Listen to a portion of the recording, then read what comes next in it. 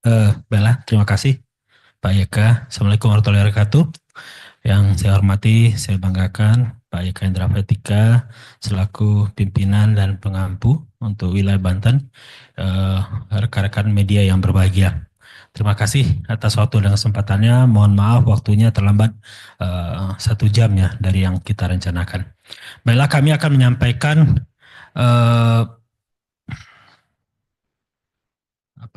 laporan ya hasil pemeriksaan yang dilakukan oleh Ombudsman Republik Indonesia perwakilan Provinsi Banten terkait permasalahan marga laut di Kabupaten Tangerang yang merugikan perekonomian nelayan, petambak dan masyarakat sekitar. Eh, Lanjut, Bapak Ibu, sebagaimana kita ketahui, Ombudsman adalah lembaga pengawas pelayanan publik, di mana sesuai dengan undang-undang tugas kami berwenang melakukan pengawasan atas penyelenggaraan pelayanan publik yang dilakukan oleh penyelenggara negara dan pemerintahan, termasuk BUMN, BUMD, dan pemerintah daerah. Ya, dalam tugas dan wewenang Ombudsman itu salah satunya adalah inisiatif pemeriksaan atas prakarsa sendiri. Nah, untuk masalah ini meskipun kami mendapatkan aduan dari masyarakat, tapi karena berbagai pertimbangan akhirnya kami lakukan sebagai investigasi pemeriksaan atas prakarsa sendiri. Lanjut. Sesuai dengan Undang-Undang 25 tahun 2009, pelayanan publik itu meliputi pelayanan jasa, pelayanan administratif, dan pelayanan barang. Nah, pagar laut ini kami yakini adalah bentuk pelayanan publik. Kenapa? Karena ini terkait bagaimana akses para nelayan dalam memenuhi kehidupannya. Jadi dengan adanya pagar laut ini, maka terganggulah ya akses bagi masyarakat untuk mendapatkan kehidupannya, perekonomiannya, sehingga kita menganggap ini adalah terkait dengan pelayanan publik. Lanjut. Maladministrasi ini sendiri mungkin teman-teman sudah sering mendengar ya. Itu adalah perilaku perbuatan penyelenggara negara yang melawan hukum, melampaui wewenang, ya menggunakan wewenang untuk tujuan lain, kelalaian, pengabaian kewajiban yang menimbulkan kerugian material dan imaterial. Untuk kerugian itu sudah nyata, tentu sudah ada ya dari awal kita sudah sampaikan, nanti kami akan sampaikan juga. Tinggal kita sekarang memastikan bagaimana, apakah memang bentuk maladministrasinya ini terbukti apa tidak. Bapak Ibu, ya, awal laporan adalah 28 November dan 2 Desember 2024 kami mendapatkan informasi dari masyarakat tentang keberadaan pagar laut di Kecamatan Kronjo. Jauh sebelumnya sebenarnya kami sudah dapat juga informasi dari Dinas Kelautan dan Perikanan tentang adanya pagar laut di kawasan Kronjo yang memang sudah dihentikan juga sebelumnya oleh Dinas Kelautan dan Perikanan. Namun tanggal 28 November ini kami mendapatkan informasi ternyata masih ada. Sehingga tanggal 5 Desember 2024 kita bersama Bapak Eka Indra Petika melakukan kunjungan lapangan dan melakukan pengecekan atas keberadaan pagar laut yang memang masih ada. Dan semua saya yakin teman-teman sudah tahu. Lanjut. Proses pemeriksaannya kami melakukan pemeriksaan perundang-undangan, salinan dokumen, 2 kali kunjungan lapangan, ya, lalu mengundang keterangan ahli dari Pusat Kajian Laut Sumber Daya Pesisir dan Lautan IPB, lalu hampir semua pihak sudah kami undang, ya, semua pihak yang terkait dan terlapor sudah kami undang dari DKP Provinsi Banten, Kemenko Perekonomian, KKP, Atar BPN, KLH, BI, Kanwil BPN Banten, dan Kantah Kabupaten Tangerang. Baik apakah undangan itu memang pemeriksaan di tempat atau kunjungan bersama di lapangan. Ya, dua-duanya atau sebagian di antaranya sudah diikuti oleh para pihak tersebut. Lanjut. Nah, berdasarkan perhitungan kami, ya, ini minimal kerugian yang dialami oleh hampir 4.000 nelayan itu mencapai sekurang-kurangnya 24 miliar. Sekurang-kurangnya, karena ada berbagai asumsi itu dari jumlah bahan bakar yang bertambah antara 4 sampai 6 liter solar per hari dengan beberapa nelayan yang kita harap itu mewakili ya dari kerugian yang dialami oleh nelayan. Lanjut. Nah, lanjut. Sebelum itu, oke. Temuan pendapat. Pertama adalah kami menyatakan bahwa memang ada maladministrasi. Ya, kami mengapresiasi upaya yang sudah dilakukan DKP di saat mendapatkan laporan masyarakat, langsung melakukan kunjungan lapangan, melakukan penghentian di saat panjangnya masih 10 km, berkoordinasi dengan KKP, ya, tapi membutuhkan waktu yang cukup lama sampai dengan 22 Januari kemarin baru lakukan pembongkaran. Dengan kami memahami dengan segala keterbatasannya, baik dari sisi sumber daya dan segala macam, KKP sudah berupaya. Tapi upaya itu ternyata belum maksimal dengan kenyataan bahwa membutuhkan waktu yang lama untuk pembongkaran dan panjang yang semakin bertambah dibanding saat dihentikan. Untuk itu kita meminta agar DKP mengkoordinir, mendorong, menuntaskan penertiban pembongkaran pagar laut yang saat ini masih tersisa. Informasi terakhir kan sekitar 11 km ya. Agar dituntaskan, diselesaikan.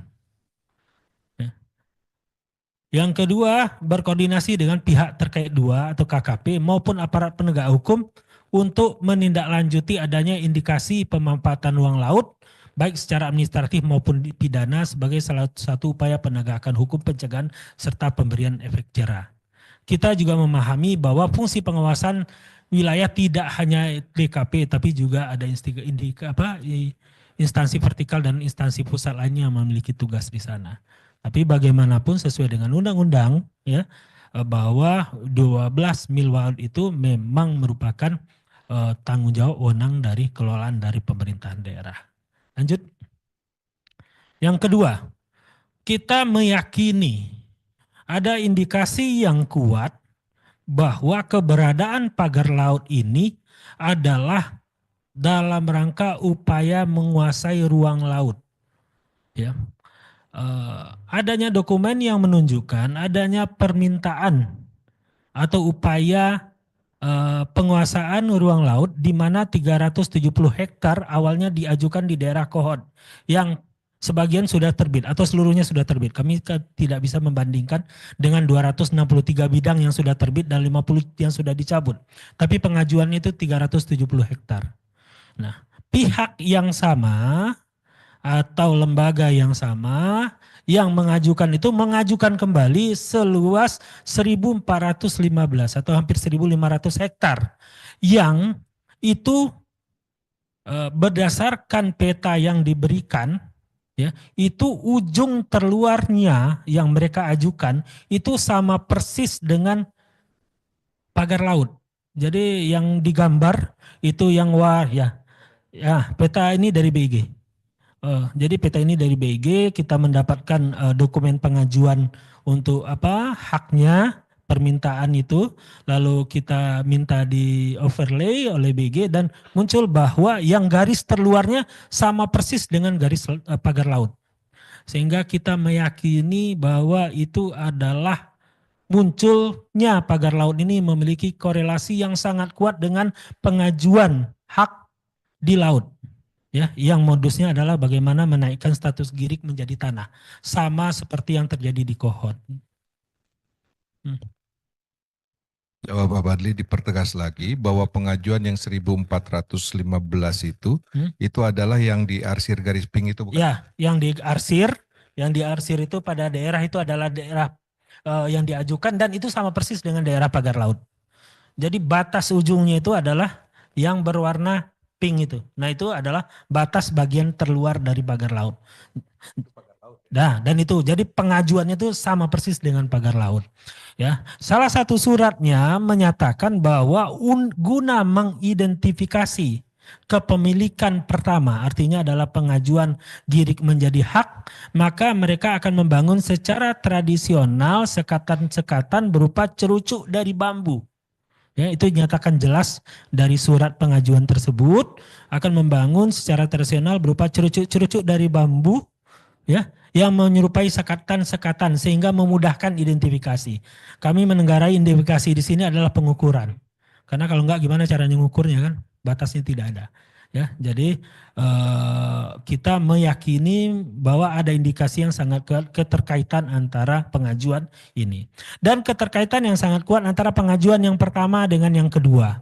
Pengajuan yang pertama adalah yang di Kohot yang sudah terbit. Pengajuan yang kedua ya meskipun dari teman-teman BPN menyatakan belum masuk suratnya ya, tapi proses ke Kementerian KKP itu sudah dilakukan, ya. Sudah dilakukan meminta apakah di sana termasuk wilayah laut atau bukan. Nah, itu sudah ditindaklanjuti oleh KKP dengan menyatakan itu bukan. Hal yang sama ternyata terjadi juga yang di Kohot, tapi kan tetap timbul. Jadi kita mendorong agar aparat penegak hukum mengusut tuntas indikasi pidana tersebut. Ya, ini indikasinya, dan tentu saja terkait dengan pengajuan perizinan dan segala macam itu tentu harus didalami lagi. Ya, karena ini melibatkan 16 desa dari 6 kecamatan yang mengajukan surat untuk dilakukannya pengukuran dan pemastian apakah itu memang dilakukan ada di area laut atau bukan. Nah, kami juga mencatat ada beberapa indikasi pidana yang lainnya.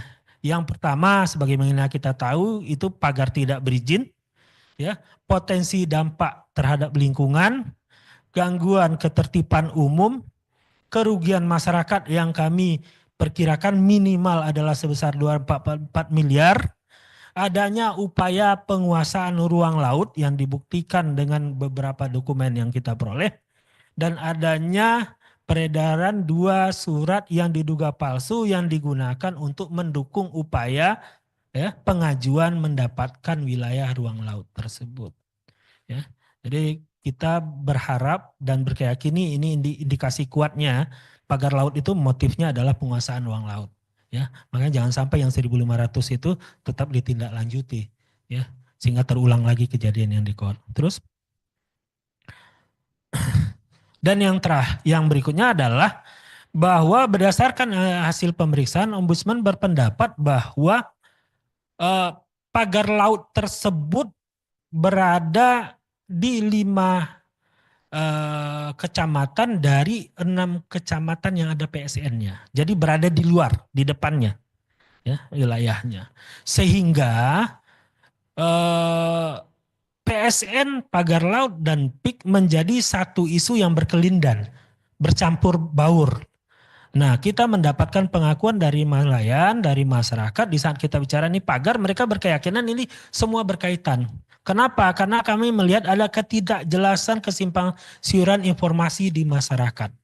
Untuk itu kita mendorong bahwa perlu dilakukan evaluasi terhadap PSN-nya, khususnya terkait dengan, ya, kejelasan informasi, bahkan sampai sekarang lokasinya dimanapun itu masih jadi perbincangan. Sehingga di awal itu selalu jadi pertanyaan, ini pagar laut ada di PSN atau bukan? Karena nggak jelas, ya, di masyarakat PSN-nya ada di mana. Ya. Karena dampak berkelindannya informasi yang tidak jelas, akhirnya dimanfaatkan oleh oknum-oknum yang tidak bertanggung jawab, yang memuluskan, ya, apapun upaya-upaya yang tidak sesuai dengan semestinya yang berada di sekitar wilayah tersebut. Ya. Sehingga kita mendorong perlunya evaluasi terhadap PSN serta upaya untuk menyampaikan secara jelas kepada publik informasi yang lengkap, ya, sehingga tidak terjadi lagi penyalahgunaan yang akhirnya, ya, membuat entitas PSN itu menjadi negatif, ya, kesannya menjadi negatif, tidak sesuai tentu saja semestinya proyek pemerintah sebagian mestinya. Oke. Demikian ada 3 hal utama yang ingin kami sampaikan. Yang pertama adalah tadi bahwa kita memang dugaan maladministrasinya itu ada, tindakan korektif yang kita sampaikan adalah penuntasan pencabutan dan upaya untuk berkoordinasi dengan pihak terkait. Yang kedua adalah terkait dengan pidananya. Ya, kita minta para penegak hukum untuk segera mungkin masuk dan membuktikan bahwa ada indikasi pidana, khususnya terkait dengan status tanah, di mana kami meyakini ada keterkaitan yang sangat kuat antara pagar laut dengan upaya penguasaan ruang laut, ya, di mana ada 2 kali upaya. Upaya yang pertama adalah 370 hektar yang berhasil menjadi 263 bidang SHGB yang saat ini 50 sudah dicabut, dan ada upaya 1.400-an, hampir 1.500 hektar lagi pada lokasi yang berhimpitan dengan pagar laut. Dan yang terakhir, kita melihat bahwa di lapangan ini semua sudah berkelindan, ya, bercampur aduk antara PSN, PIK 2 dan pagar laut. Untuk itu kita minta agar itu dievaluasi, memberikan kejelasan kepada masyarakat. Nah, hal-hal ini tentu saja tidak semuanya berada di kewenangan kami. Kami mendorong agar semua pihak yang terkait, termasuk juga aparat penegak hukum, untuk dapat bekerja sama menyelesaikan permasalahan tersebut. Demikian saja. Wabillahi taufiq wal hidayah. Assalamualaikum warahmatullahi wabarakatuh. Tes, oke. Ini investigasi ini dimulai tanggal berapa? 19 Desember. Berarti sekarang tanggal berapa? Pak, 3 ya? 3, lupa waktu. 3 Februari. Berapa hari kerja ini berarti dituntaskan? Ya. 1 bulan hari kerja kelihatannya ya. 1 bulan hari kerja diselesaikan. Dan ini waktu yang sangat singkat di tengah-tengah harapan masyarakat yang cukup besar terhadap penuntasan kasus ini. Jadi kawan-kawan tadi sudah dilihat, disaksikan sendiri bahwa temuan-temuan dari yang telah dilakukan dari investigasi atas prakarsa sendiri yang dilakukan oleh Ombudsman Republik Indonesia Kantor Perwakilan Provinsi Banten. Jadi intinya tadi ada maladministrasi dalam rangka pengawasan wilayah laut yang dilakukan oleh Dinas Kelautan Perikanan Provinsi Banten. Yang kedua juga tadi disebutkan bahwa terdapatnya temuan bahwa status hak atas tanah yang dari pagar laut itu terindikasi untuk menguasai hak atas tanah. Nah, karena bukan hanya persoalan di Kohot yang sebanyak 263 bidang tanah, tetapi juga sudah ada pengajuan terkait dengan 1.415 bidang tanah dari 1.415 hektar dari 16 desa di 6 kecamatan yang ternyata menurut keterangan dari BIG setelah di-overlaykan persis sama dengan adanya pagar laut ini. Selain itu, Ombudsman Perwakilan Banten juga menemukan adanya 6 indikasi pelanggaran pidana yang nanti ini didorong agar APH bisa segera menindaklanjutinya. Dan yang terakhir adalah terkait evaluasi terhadap PSN. Karena persoalan pidana bukan wewenang Ombudsman, ya berarti itu nanti Ombudsman mendorong saja. Silahkan itu APH bergerak, ya kalau APH tidak mau bergerak, monggo, itu kewenangannya APH sendiri. Terus kalau terkait PSN, karena itu bukan kewenangan perwakilan, nanti kami akan berkoordinasi dengan seluruh jajaran anggota Ombudsman Republik Indonesia, 8 orang lagi, apakah PSN, evaluasi PSN ini nanti akan ditindaklanjuti.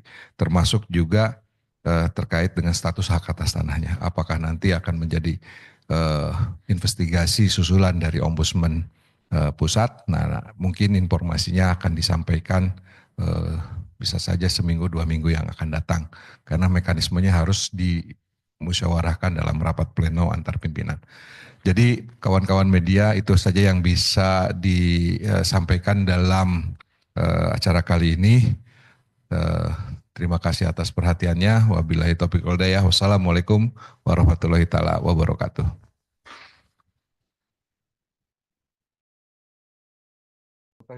Cukup. Ya, masih ada yang harus. Jangan yang susah-susah, jangan yang nyudut-nyudutin. Ya, ya baik.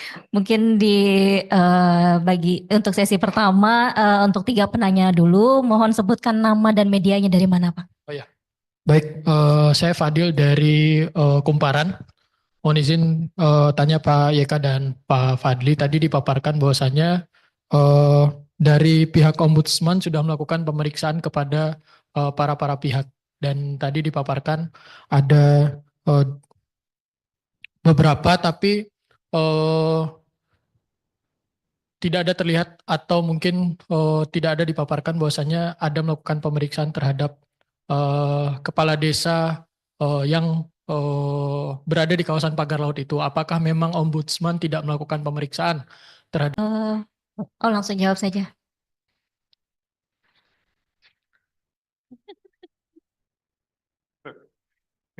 Oke, baik kawan-kawan. Nah, karena saya sebagai pengampu Provinsi Banten, jadi apapun yang dilakukan oleh Kantor Perwakilan Ombudsman Provinsi Banten selalu berkonsultasi. Dan memang kami tidak sampai masuk ke arah sana. Jadi kami tidak melakukan pemeriksaan terhadap Kepala Desa Kohot. Mengapa demikian? Karena framing yang kami hasilkan dari berbagai permintaan keterangan itu masuknya ke arah pidana. Itu masuknya ke arah pidana, dan untuk masuk ke arah sana ombudsman tidak berwenang. Walaupun kan itu ada prosedur ya, tapi ujung-ujungnya nanti akan melanggar pidana. Oleh karena itu nanti ini di dalam poin 6 ya, ada 6 hal kan yang terindikasi pidana. Salah satunya itu adalah terkait dengan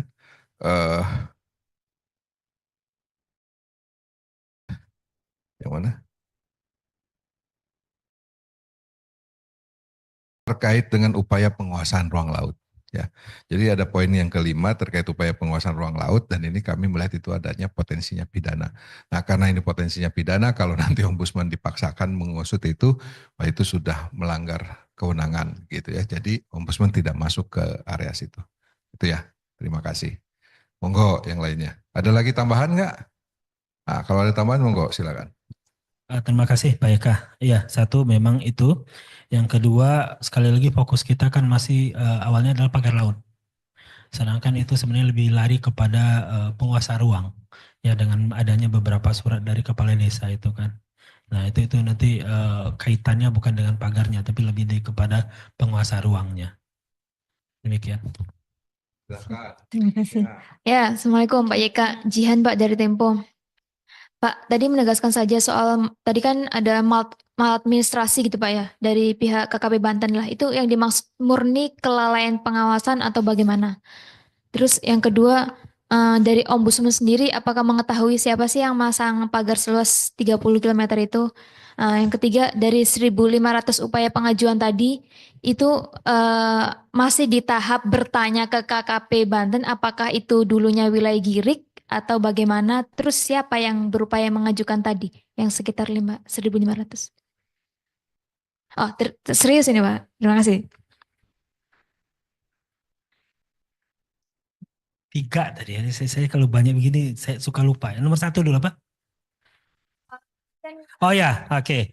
Ya, oke. Terkait DKP. Pertama adalah sesuai dengan undang-undang pemerintahan daerah ya.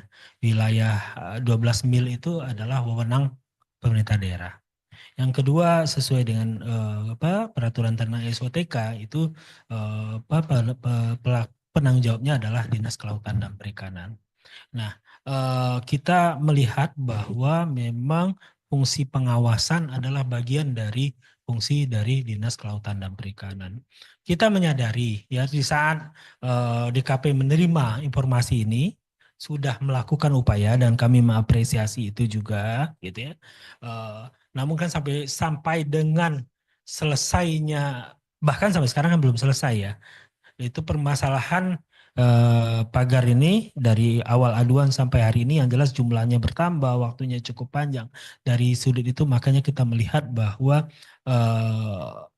masih perlu ya adanya maladministrasi di sana, karena memang butuh waktu dan itu memang tanggung jawab mereka. Yang kedua adalah informasi ini dengan didapatkan dari masyarakat ya.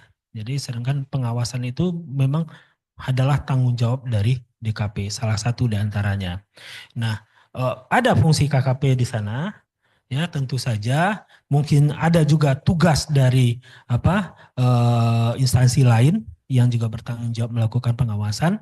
Tapi terkait dengan aduan nelayan yang terdampak langsung oleh pagar laut ini, kami meyakini ada kelalaian dari DKP, minimal menindaklanjutinya membutuhkan waktu yang sangat lama sehingga berkepanjangan lah, bahkan bertambah panjang lah pagar laut itu yang awalnya cuma 7-10 km menjadi 30 km dan membutuhkan waktu 4,5 bulan ya, sampai kemarin di tanggal 22 Januari dilakukan pencabutan.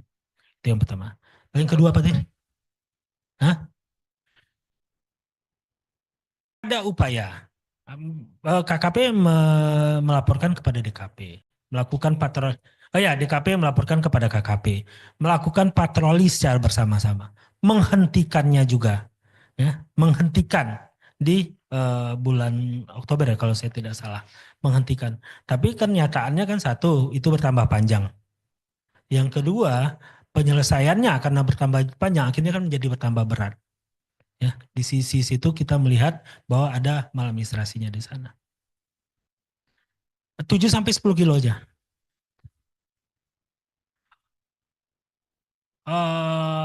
Kita tidak bisa menyatakan apa. Yang jelas ada upaya sudah, tadi tidak maksimal sehingga sampai sekarang akhirnya menjadi membutuhkan waktu yang sangat lama.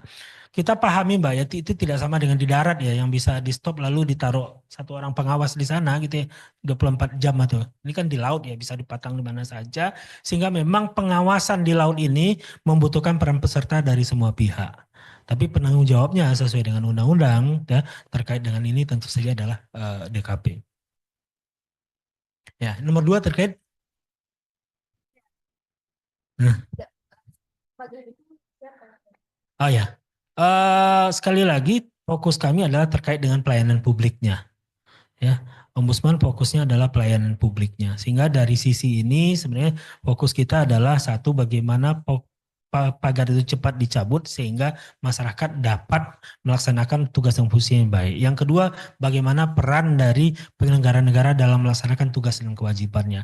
Nah, kita menemukan indikasi ya, dan semua dokumen-dokumen tersebut sudah kita serahkan juga, termasuk pertimbangan-pertimbangan itu sudah kita sampaikan juga kepada teman-teman dari DKP dan KKP ya, PSDK ya, ya pengawas. Nah, tinggal ditindaklanjuti. Ya tentu saja mereka punya mekanisme tersendiri ya terkait dengan itu. Tapi indikasi tersebut telah kami sampaikan bahwa ada indikasi yang sangat kuat dengan ini, ada pengajuan ini, ada dokumen begini-begini. Nah, silakan ditindaklanjuti.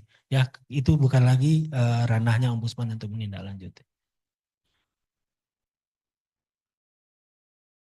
Ya, indikasinya ada upaya pengajuan di wilayah pagar laut yang di overlay itu sangat mirip, yang suratnya juga menyatakan akan membangun ya bangunan tradisional berupa cerucuk gitu kan.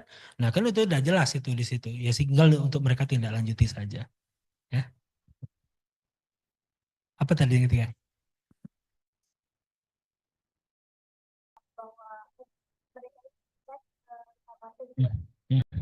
Oke, prosesnya berdasarkan keterangan para pihak bahwa proses itu menurut teman-teman ATR BPN belum sampai di ATR BPN, ya, dan sudah tidak diberikan rekomendasi oleh KKP. Cuma jangan lupa di yang 370 itu pun DKP tidak memberikan rekomendasi, tapi ternyata HGB-nya terbit kan gitu loh.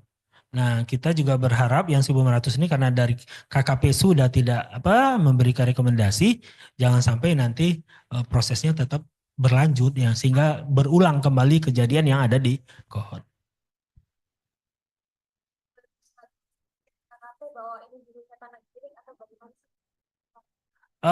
Ya, ingin mereka menyampaikan bahwa ini dulu adalah girik, ada dengan segala pertimbangan macam-macam ya. Lalu ingin menyatakan bahwa sekarang sudah ada tanah timbulnya, sehingga minta diterbitkan kembali, menanyakan apakah itu garis pantainya segala macam. Intinya seperti itulah. Aduh, saya judul. Coba dibuka di perihal sana. Coba dibantu. Suratnya coba sebutkan, Pak.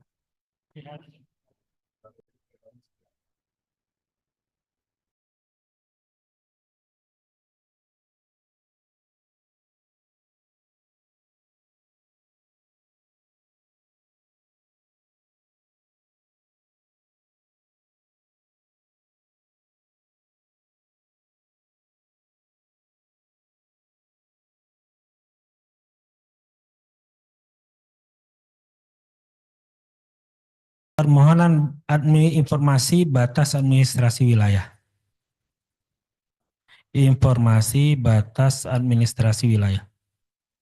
Adanya permohonan informasi batas wilayah ini sekitar 1.400.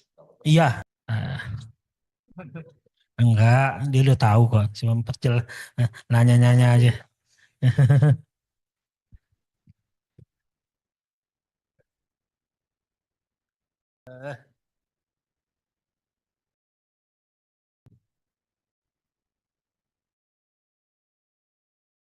Law firm Septian Wicaksono dan partner. Septian Wicaksono dan partner. Septian Wicaksono dan partner. Jadi sudah ada upaya untuk mengarah dan yang di 1415 hektar itu sama dengan wilayah pagar laut ya. Itu baru dugaan ya, dugaan adanya. Jadi pemagaran laut itu mau buat apa sih di pagar laut? Nah, kami menduga bahwa pemagaran laut itu ada hubungannya dengan status hak atas tanah di sekitar itu. Nah, buktinya salah satu itu. Satu lagi surat permohonan arahan dari PT Solisindo Teknik Indonesia. Ya, Solisindo Teknik Indonesia.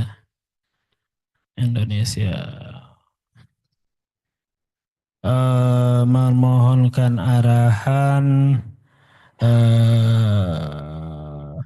batas-batas wilayah untuk rencana identifikasi bidang-bidang tanah yang berada di Kabupaten Tangerang, Banten untuk kepentingan penerbitan alas hak berdasarkan letter C yang telah terbit di lokasi tersebut. Totalnya 1.415 hektar dari 6 kecamatan tadi dengan jumlah kapling 389 kapling. Oke, bahwa menurut mereka bahwa pada bidang-bidang tersebut secara administratif telah tercatat pada buku kas C di 15 desa tersebut selama beberapa tahun berjalan, tapi tidak bisa dimanfaatkan karena adanya gelombang air laut dan pasang surung air laut. Dan pada saat kembali terlihat timbul lebih kurang 53 hektar.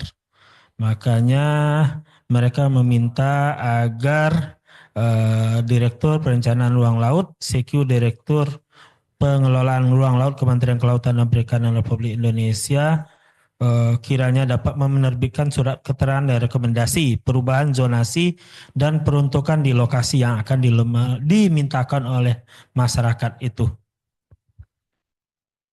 Cukup ya, udah masuk, udah. Terus apalagi, udah beres ya kayaknya, udah sore loh ini 3.52, saatnya pulang. Izin Bapak-Bapak sekalian, Edwin dari Kompas TV, mungkin ada beberapa hal. Yang pertama terkait dengan tenggat, tadi disebutkan 1-2 minggu untuk keputusan apakah investigasi akan dilanjutkan lagi setelah itu. Nah, itu ada tenggat gak yang diberikan kepada DKP kalau dalam konteks ini gitu. Lalu yang kedua, akankah nantinya ada dinas lain yang kita tahu ada dinas pertanahan di sana yang mungkin juga memunculkan indikasi gitu, dapat begitu banyak laporan. Mungkin 2 itu dulu Bapak. Terima kasih. Baik. Yang jelas kalau perihal tindakan korektif dari Ombudsman itu diberi waktu 30 hari untuk melaksanakan. Nah, 30 hari itu adalah bisa dalam bentuk perencanaan, bisa nanti dalam bentuk pelaksanaan. Artinya memang bahwa Ombudsman mendorong agar pembongkaran pagar laut itu betul-betul tuntas. Nah, yang kedua, apakah ini akan ada investigasi susulan? Yang jelas pasti akan ada investigasi susulan, ya.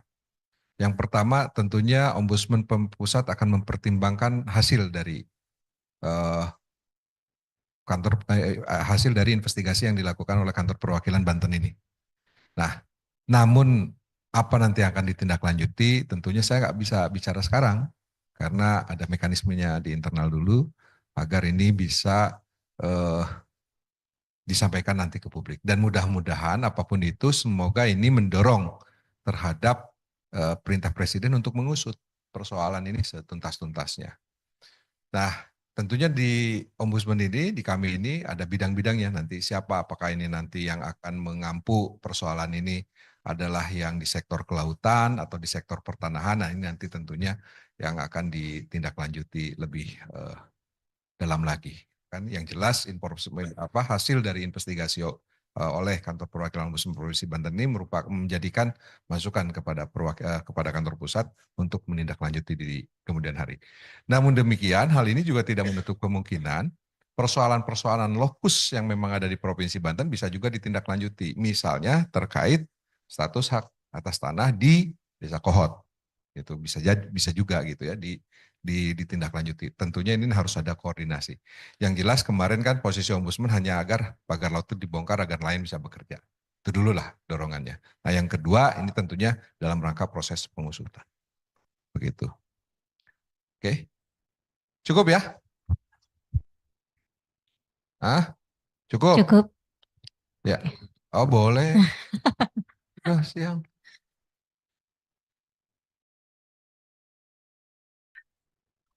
Selamat sore Bapak-Bapak. Saya Umay dari Tirto. Tadi kan dari Ombudsman ada permintaan untuk dari PSN menjelaskan lebih jelas gitu ya mengenai Bukan maksudnya gimana itu, tuh Pak yang soal PSN. Maksudnya itu hasil ini akan merekomendasikan, jadi dari Ombudsman Perwakilan Banten merekomendasikan kepada pusat agar melakukan evaluasi terkait dengan PSN. Gitu. Nah, apakah nanti kami akan melakukan evaluasi terhadap PSN? Itu yang tadi saya katakan, ada waktu sekitar 1 minggu atau 2 minggu.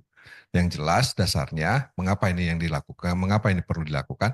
Karena pemagaran sepanjang 30 km itu selalu dengan modus ini PSN. Gitu. Nah, tentu ini menjadi ajang masuknya untuk mengevaluasi. Nah, tentunya ini menjadi PR nih sekarang bagi Ombudsman Pusat. Mau nggak masuk ke untuk mengevaluasi PSN ini?